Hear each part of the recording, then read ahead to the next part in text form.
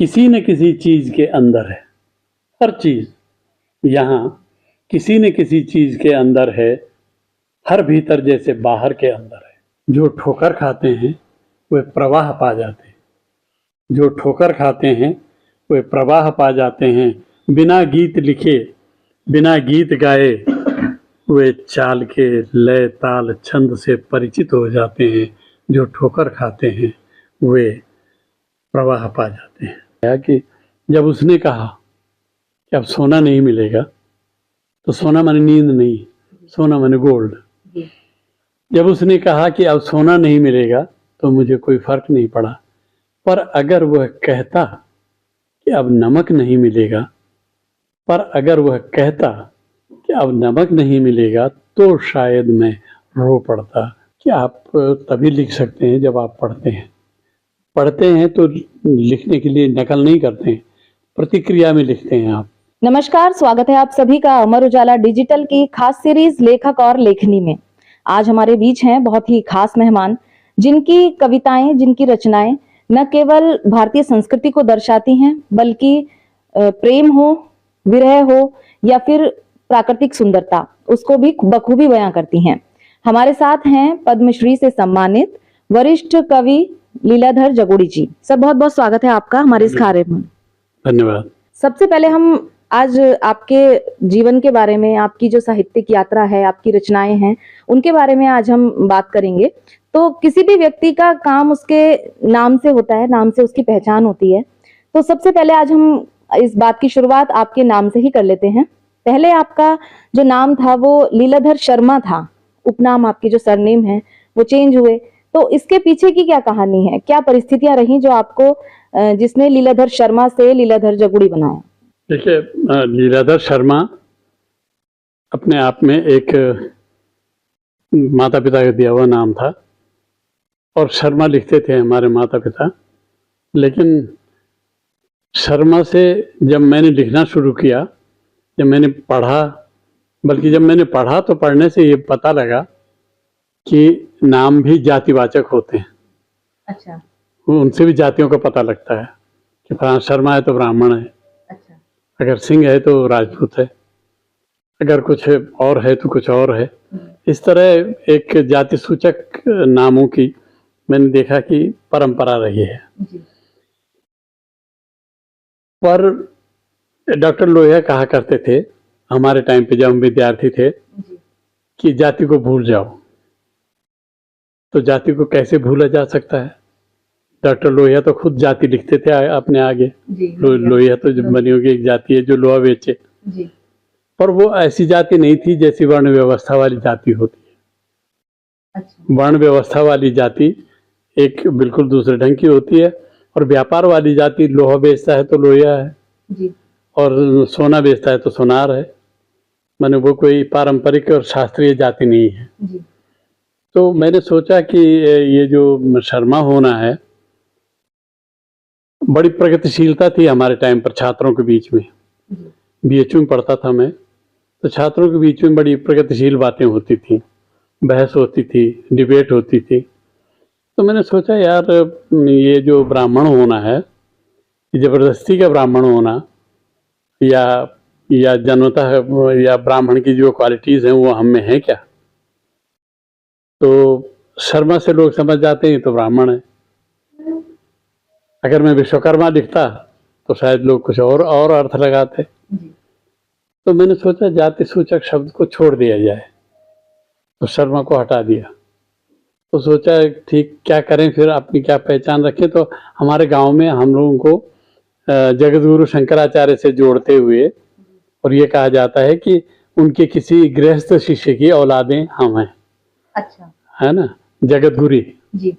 तो जगतगुरी से जगूड़ी हो गया, बिगड़ा हुआ अपभ्रंश जगूड़ी हो गया। तो मुझे लगा यार जगूड़ी ठीक है, गांव में जगूड़ी बोलते भी हैं, तो इसका एकमात्र जो संदर्भ मिलता है वो जगतगुरु होने का मिलता है कि जगतगुरु की किसी गृहस्थ शिष्य की औलादों में से होंगे हम, हमारे पूर्वज। तो जगतगुरु बोलने में अच्छा नहीं लगता, तो जगूड़ी लोगों ने चला दिया। या जगतगुरु बोलने में थोड़ा व्यायाम करना पड़ता है जीव को, तो जगतपुरी छोड़ दिया, जगूड़ी कर दिया। तो जगूड़ी एक ब्राह्मणों, पहाड़ी ब्राह्मणों की एक जाति बन गई। जी। ऐसी बहुत सारी जातियां हैं जिनका कोई शास्त्रीय आधार नहीं है। जी। ऊपर लोक प्रचलित आधार तो बहुत सारे हो सकते हैं। तो नाम तो बदलता रहता है, काम बदलते बदलते, लेकिन जब कविता के क्षेत्र में आया तो मुझे सबसे पहले लगा कि नाम क्या होना चाहिए। जी। तो मेरे पसंद के सबसे बड़े कवि थे उस जमाने में जयशंकर प्रसाद। उनका तो कोई नाम दूसरा नहीं था। गद्यकारों में भारतेंदु बाबू हरिश्चंद्र थे। मैं बीएचयू का विद्यार्थी हूँ, इसलिए मुझे बनारस के लोग ज्यादा याद आते हैं। तो मुझे लगा कि यार इन लोगों ने तो कुछ नहीं किया। आचार्य रामचंद्र शुक्ल ने तो अपना दूसरा नाम नहीं रखा, तो दूसरा नाम रखने की जरूरत क्या है? जो नाम है उसी को सार्थक करें तो अच्छा है। तो मैंने कहा कि लीलाधर शर्मा, सर्टिफिकेट में तो वही है लीलाधर शर्मा, अब उसको तो मिटा नहीं सकते थे। तो मैंने जगूड़ी लिखना शुरू किया, क्योंकि गांव में हमको जगूड़ी बोलते थे।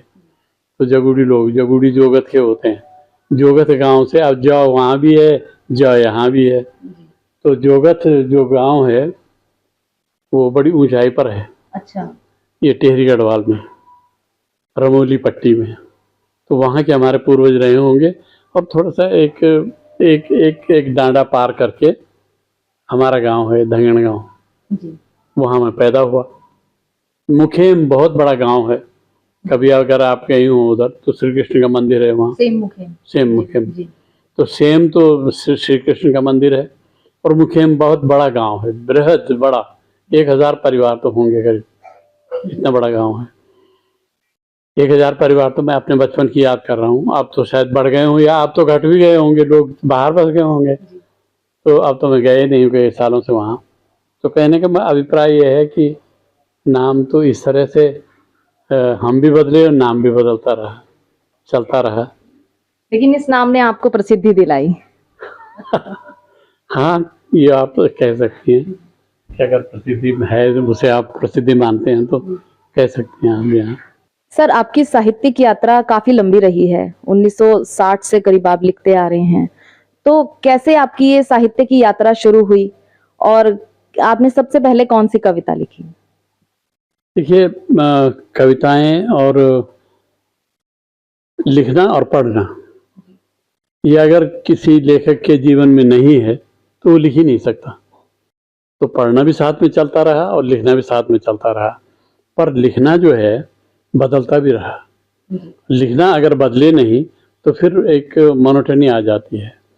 वो उससे बचने के लिए दूसरों को पढ़ना और दूसरों से अलग होने के लिए खुद लिखना, ये संघर्ष है कि आप दूसरों से अलग हो जाएं। मेरे पसंदीदा कवि थे जयशंकर प्रसाद, लेकिन मैंने उनकी तरह नहीं लिखा। मैंने प्रैक्टिस में तो लिखा है। जब मैं छात्र था तो उनकी एक किताब है आंसू जी, तो मैंने लिखी मुस्कान। तो मतलब रिएक्शन हुआ उसका। तो मैंने सोचा आंसू भी बड़ी चीज़ नहीं, मुस्कान भी बड़ी चीज़ है। तो आंसू पता नहीं आपने पढ़ी कि नहीं पढ़ी, बहुत सुंदर काव्य कृति है, छोटी सी है। अगर आपको याद है तो 2 लाइन सुना दीजिए। नहीं, वो चलो याद आएगी तो सुना दूंगा। आंसू उनकी बड़ी सुंदर कविता का, छोटी छोटी कविताओं का संग्रह है, तो मुझे बहुत पसंद था। तो मैंने सोचा कि मैं मुस्कान लिखूंगा। तो मैंने उसको नकल नहीं, पर नकल में भी अकल की ज़रूरत होती है, तो अकल उतनी ही थी। तो ये सोचा कि आंसू को भी वैसे ही कुछ परिभाषित किया जाए जैसे इन्होंने जिस तरह से आंसू इन्होंने परिभाषित किया, मैं मुस्कान को परिभाषित करूं। तो मैंने किताब लिखी प्रारंभिक, और फिर उसके बाद वो डायरी खो गई, तो मुस्कान विलीन हो गई। तो लिखना तो इस तरह से पढ़ने के साथ साथ शुरू हो जाता है। और मैं चूँकि बनारस में पढ़ा, बनारस का लेखन बहुत महत्वपूर्ण इसलिए हो जाता है कि बनारस में सारे लेखक प्रायः बनारसी लोग रहे हैं। तो उनकी सत्संगति और उनके दर्शन हो जाते थे, उनका कुछ पढ़ने को मिल जाता था। तो हम भी कुछ सोचते थे कि कुछ लिखा जाए। छात्र जीवन से ही आप लेखन कर रहे हैं? हाँ, छात्र जीवन से। तो आपने सबसे पहले जो आपकी कविता आई थी शंखमुखी शिखरों पर। जी, लेकिन शिखर तो शंखमुखी होते नहीं है, तो ये क्या था, मतलब कैसे आपके दिमाग में आया ये ऐसा था आइडिया? कि मैं पहाड़ों पर, क्योंकि मैं पहाड़ का था और पहाड़ के भी बहुत आते थे मेरी कविता में, तो मैंने पहाड़ों को शंखमुखी शब्द से परिलक्षित करना चाहा, यानी शंख के मुंह जैसे आकार के पहाड़। तो ये पहली उपमा थी जो पहली पहली बार मैंने ही दी थी, शायद किसी और ने भी दी हो तो मुझे नहीं मालूम। शंखमुखी शिखरों पर, ऐसे शिखर जिनके मुंह शंख जैसे होते हैं, टॉप बिल्कुल एकदम शंख की तरह पहने हैं जी, और बिल्कुल बातचीत करते हुए होठों की तरह आसमान में खुले हुए।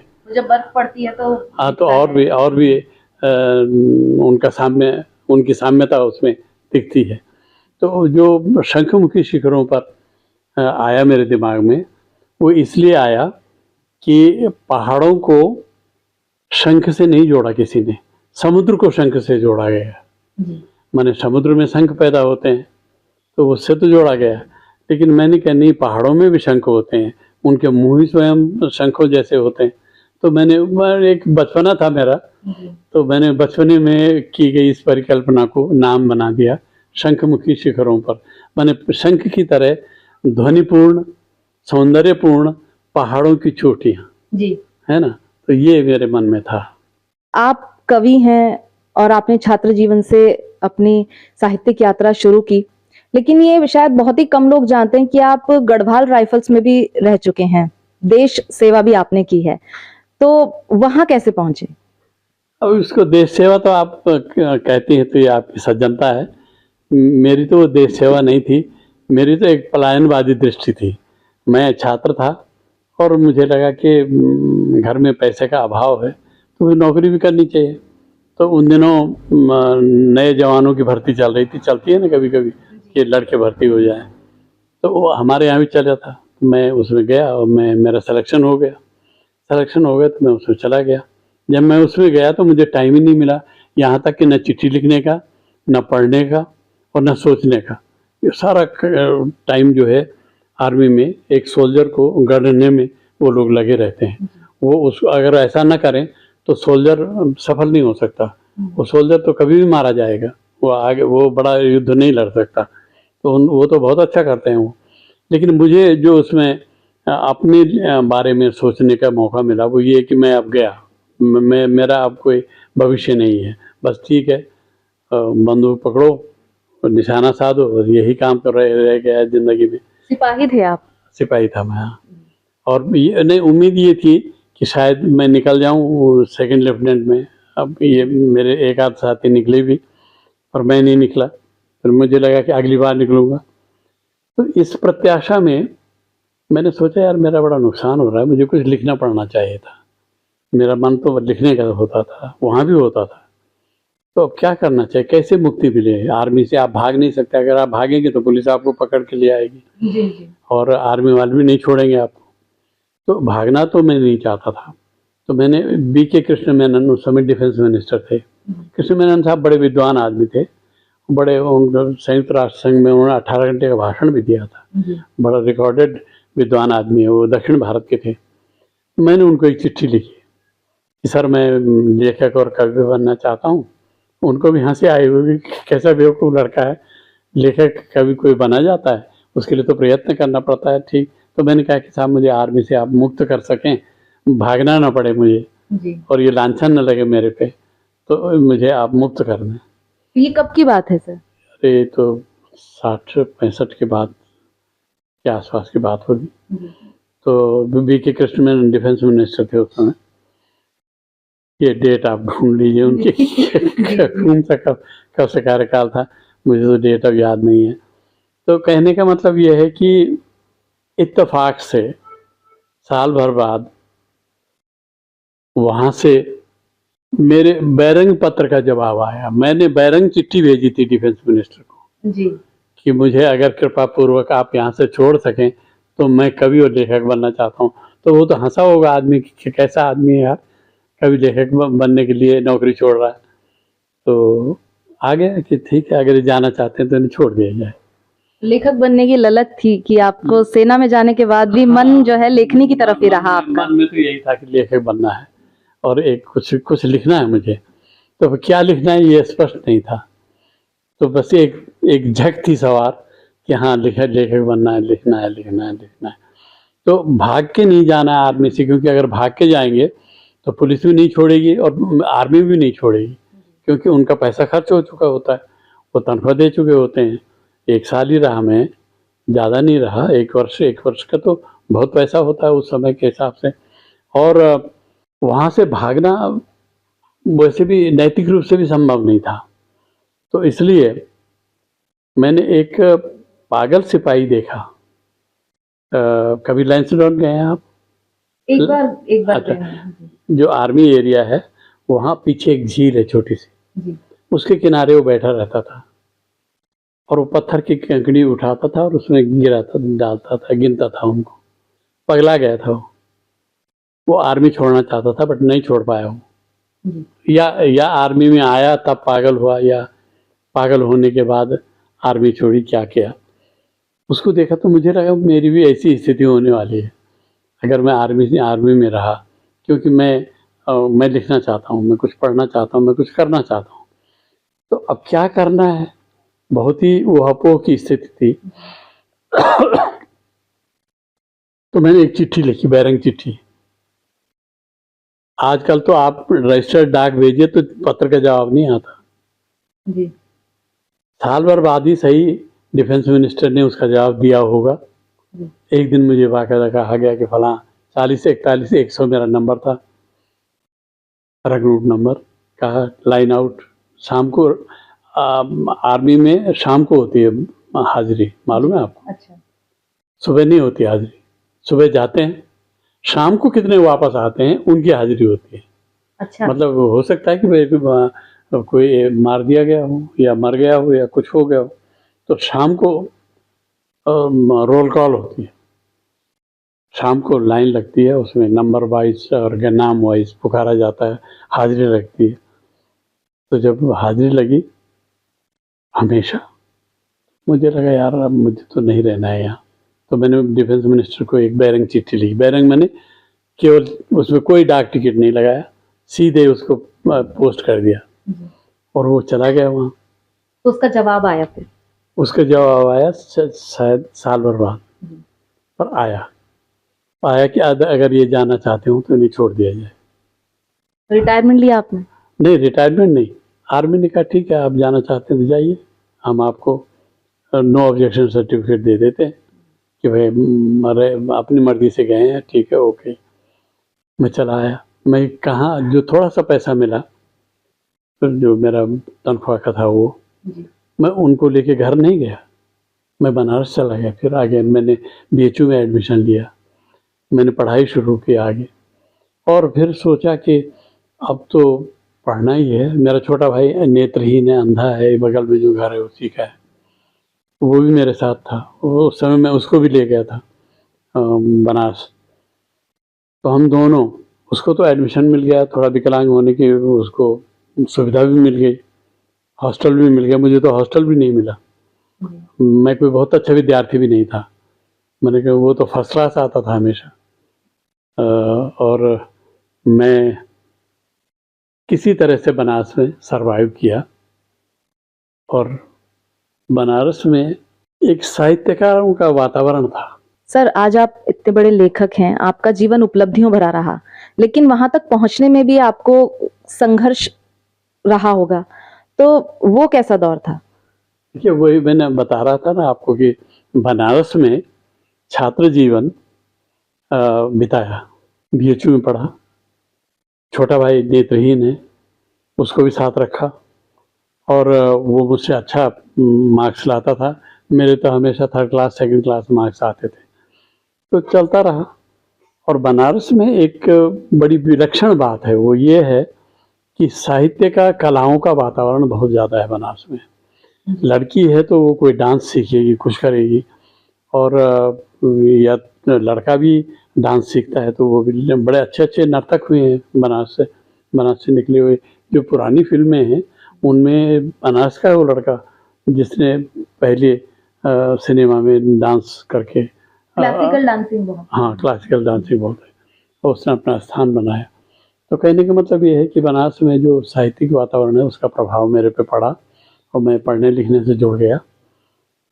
मेरे पसंदीदा लेखकों में सबसे पहले और आखिर तक जयशंकर प्रसाद रहे, कामायनी के लेखक जी। और उनकी किताब है आंसू, उससे मैं बहुत प्रभावित रहा।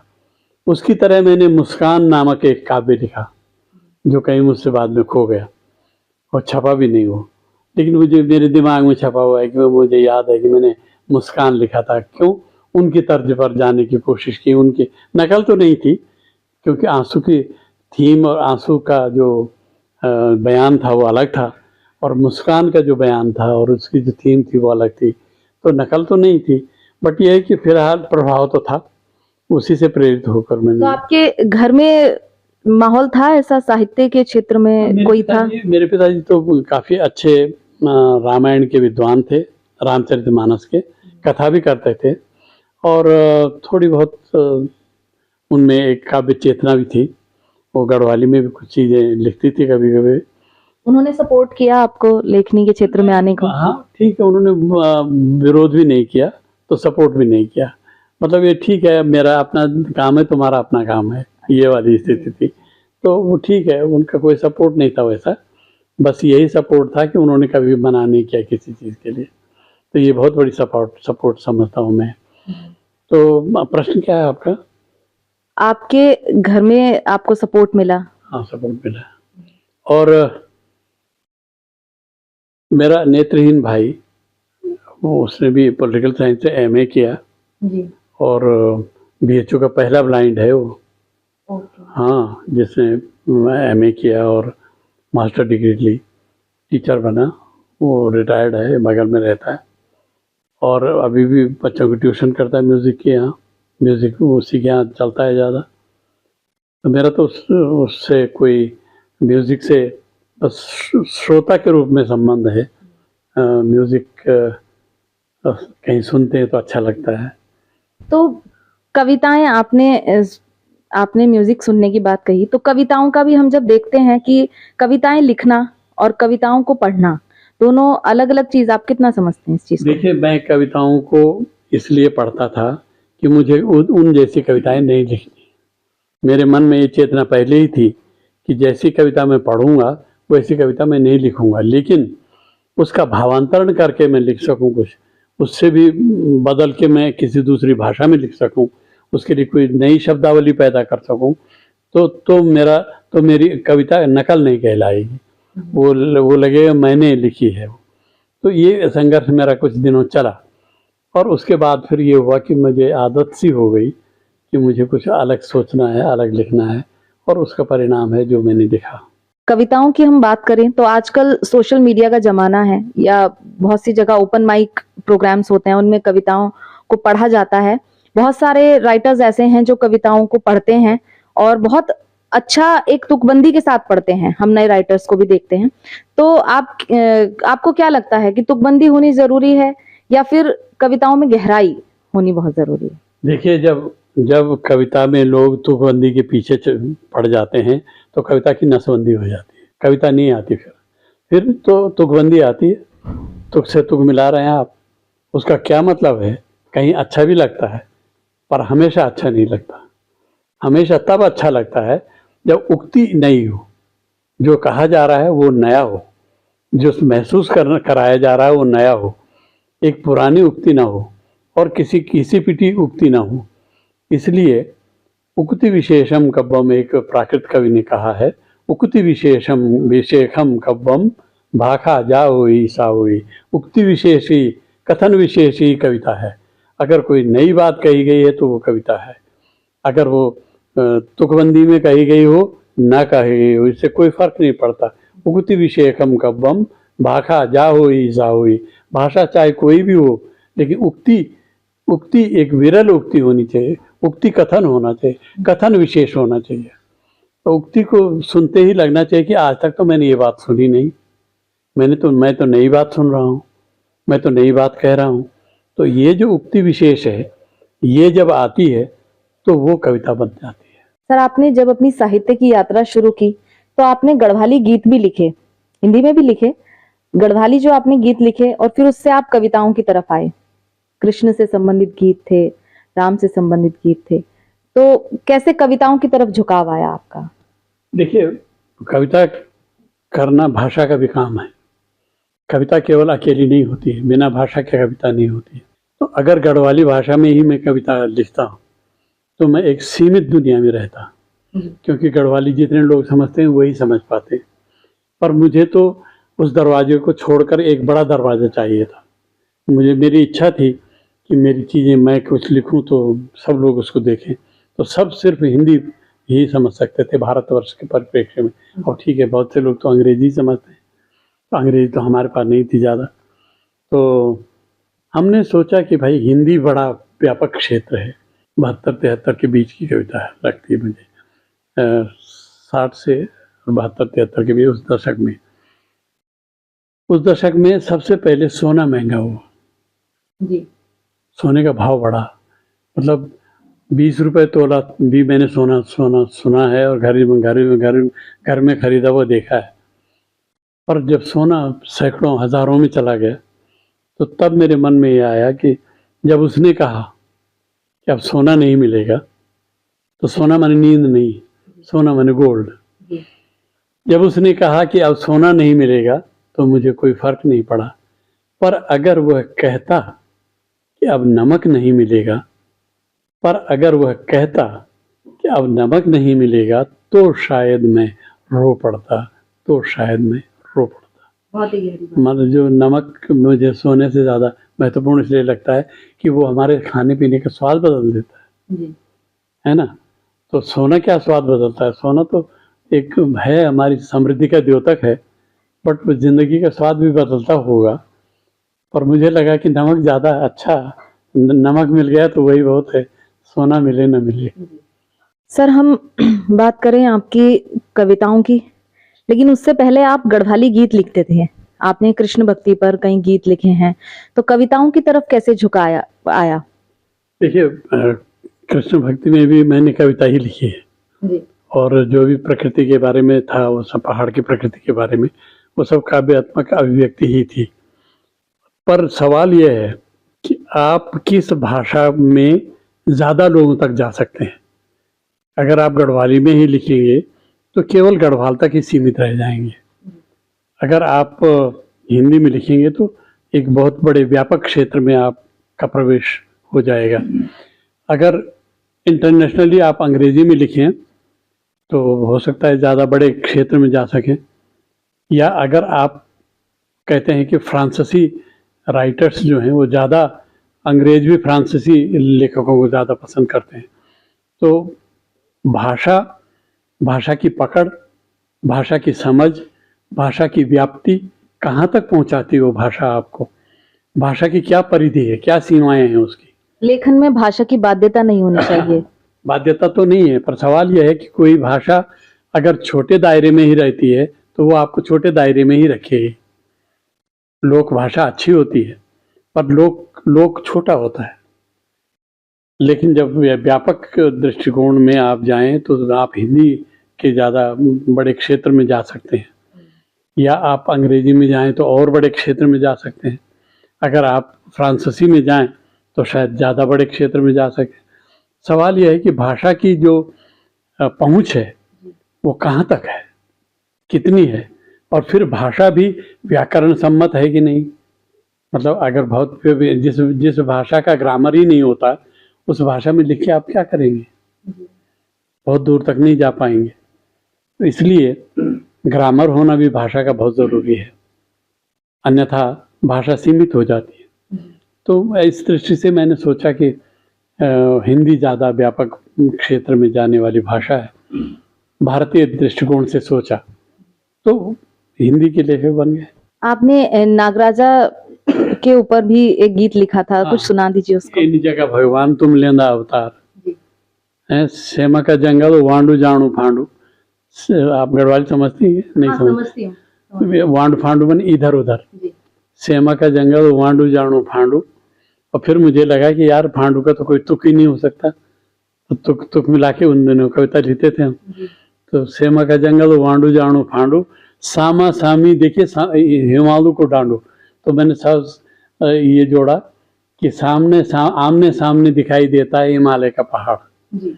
जब भी सेम के जंगल में आप इधर से उधर जाते हैं तो हिमालय का पहाड़ भी आपके साथ आपके पीछे पीछे चला जाता है।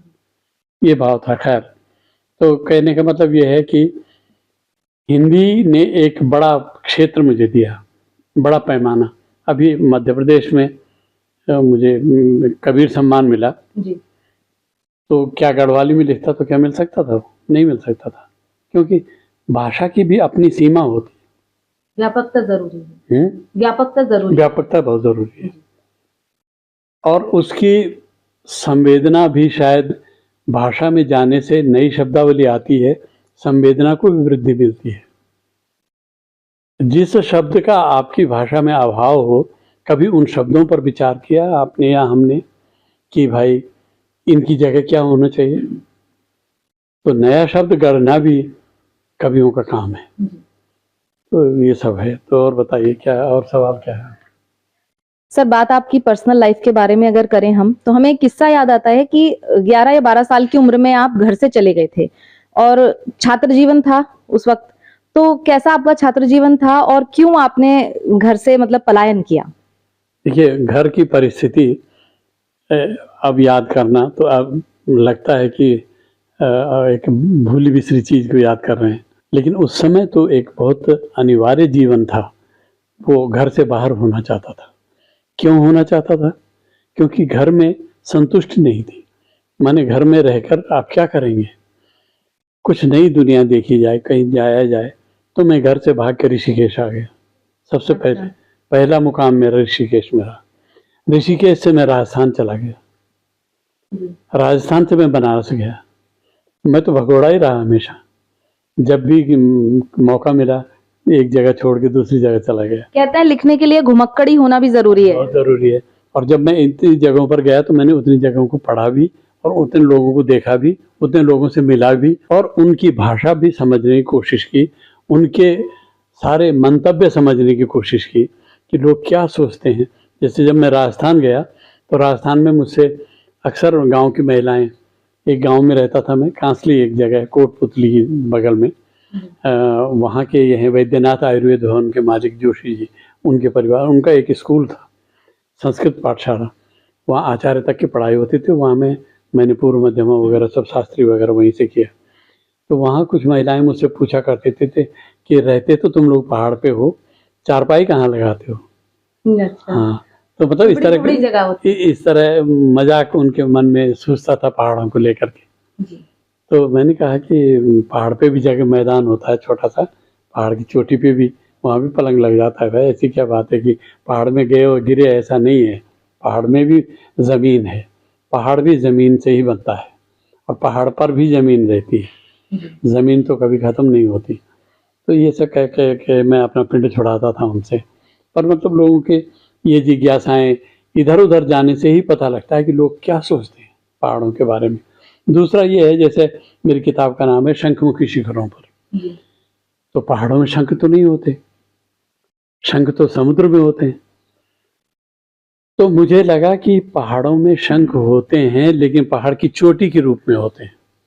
जो पहाड़ की चोटी है वो शंखमुखी होती है, शंखों के मुंह जैसे आसमान की तरफ, लगता है जैसे अभी बांसुरी के में फूंक मार देंगे। तो ऐसी एक परिकल्पना मन में आती थी, तो उससे शंखमुखी शिखरों पर आया। कहने का मतलब ये है कि जब आप इधर उधर जाते हैं, समाज से घुलते मिलते हैं, तो आपके पल्ले कुछ नए शब्द भी आते हैं, नए बिंब भी आते हैं, नई कहानियाँ भी आती हैं, नई कविताएं भी आती हैं और नए इडियम भी आते हैं। भय भी शक्ति देता है, ये आपकी किताब थी, तो ये क्या था? भय, यही भय, एक तो होने का भय, रहने का भय, जीने का भय, यह भी शक्ति देता है ना। केवल मरने के लिए तो हम यहाँ नहीं आए हैं, हम जीने के लिए आए हैं। ठीक है, मरेंगे तो मरेंगे, लेकिन जीने का भी जो ढब है और उसका जो भय है, उसको हम जी पाएंगे कि नहीं, वह भी शक्ति देता है, वह भी शक्ति देता है हमें। तो एक मुहावरा ही बन गया कि भय भी शक्ति देता है। भय केवल डराता नहीं है, भय शक्ति भी देता है। अगर आप डरेंगे नहीं तो आप शायद कुछ करेंगे भी नहीं, तो इसलिए भय भी शक्ति देता है। देखिए, जिस दिन संतुष्ट हो जाएंगे या तो खत्म हो जाएंगे और या फिर खामोश हो जाएंगे। संतुष्ट तो हो ही नहीं सकता। अगर आप संतुष्टा दुजा नष्टा, संस्कृत में एक कहावत है कि जो ब्राह्मण संतुष्ट हो गया वो नष्ट हो गया। ब्राह्मण कभी संतुष्ट नहीं होते, उनमें एक जिज्ञासा बनी रहती है। ब्राह्मण का मतलब पूजा पाठ नहीं, ब्राह्मण का मतलब जो ज्ञान के पीछे पड़े रहते हैं, जो ज्ञान का पीछा करते हैं, जो ज्ञान की भाषा करते हैं, भाष्य करते हैं, वो उसका पीछा करते हैं, उसकी व्याख्या करते हैं, तो वो कभी संतुष्ट नहीं हो सकते। लेखक भी ऐसा ही है, संतुष्ट नहीं। संतुष्टा दुजा नष्टा, संतुष्ट हुआ तो नष्ट हो जाएगा। तो आप और क्या था ऐसा जो अभी नहीं कर पाए तो अब आप करना चाहते हैं अभी भी? एक नाटक, एक उपन्यास, 2 चीजें और लिखना चाहता हूँ, लेकिन वो कभी लिख पाऊंगा कि नहीं ये अलग बात है। नहीं, बिल्कुल लिखेंगे सर। नाटक तो मैंने लिखा है, वैसे छपवाया नहीं, उसको मैं सोच रहा था कहीं खो गया है, उसको ढूंढ ढांड के फिर से छपवा दूंगा। तो नाटक लिखना भी बहुत जरूरी है। नाटकेषु काव्यम रम्यम, काव्येषु नाटकम रम्यम, तो ये कालिदास के संदर्भ में कहा गया है कि कविता में केवल नाटक ही सबसे सुंदर होते हैं, है ना। सर, आज कई नए राइटर्स आ रहे हैं अब जो अपना करियर बनाना चाहते हैं लेखनी के क्षेत्र में, तो उनके लिए कुछ संदेश? नहीं, सबसे बड़ा संदेश तो मैं उन्हें यही देना चाहूँगा कि वो पढ़ते कितना है। सवाल लिखने का नहीं है। जब पढ़ने से आपको लगे कि मुझे अब कुछ इसके अलावा अतिरिक्त लिखना चाहिए, इससे बेहतर मैं लिख सकता हूँ, तो आप लिखना चाहिए। अगर उसके प्रभाव में आप लिख रहे हैं तो आप केवल नकलची बन के रह जाएंगे। इसलिए प्रभाव भी रखना चाहिए, पर प्रभाव में कहीं ना कहीं अपना रूप भी रखना चाहिए कि प्रभाव ही आपको डुबो दे, ऐसा नहीं होना चाहिए। उसमें जो लहर हो वो आपको अपनी लहर हो, उसकी नदी की तरह। जैसे नदी में पानी तो बहुत सी नदियों का आता है, लेकिन जब लहरें उठती हैं तो हर नदी की अपनी लहरें होती हैं, अपने समय की लहरें होती हैं।